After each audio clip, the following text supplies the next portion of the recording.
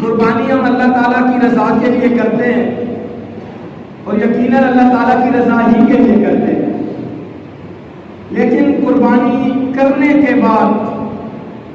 ہم ان کی آلائشیں، وہ گندگیاں جو ہیں تو ہم سر عام پھینک دیتے ہیں۔ اب ایک طرف سے ہم اللہ کو راضی کرنے کے لیے قربانی کر رہے ہیں، دوسری طرف ہم جو گندگیاں پھینکتے ہیں اس سے بیماریاں ہوتی ہیں، ان سے اللہ کی مخلوق کو کئی دن تک تکلیف ہوتی ہے کہ ہم گنہگار ہو رہے ہیں، ہم بہت غلط کام کر رہے ہیں۔ ایک طرف سے تو اللہ کو راضی کرنے کے لیے قربانی کی، دوسری طرف آلائشیں اور گندگیاں پھینک دی ہیں۔ اب اس کے لیے چند سالوں سے مختلف دیہاتوں کے اندر کمیٹیاں بنی ہیں کہ جو صفائی کے لیے تھوڑے سے پیسے لیتی ہیں اور لوگوں کے گھروں سے آ کر فون کریں تو سامان اٹھا لیتی ہیں۔ اسی طرح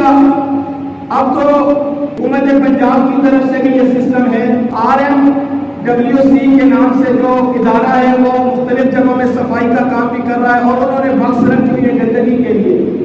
تو یہ ایک بہترین عمل ہے، آپ کمیٹیوں کو دیں، آپ خود اس مال کو، اس گندگی کو دفنا دیں، یا وہ گندگی آپ RMWC کے نام سے وہ آپ سے آلائشیں اور سامان اٹھا لیں۔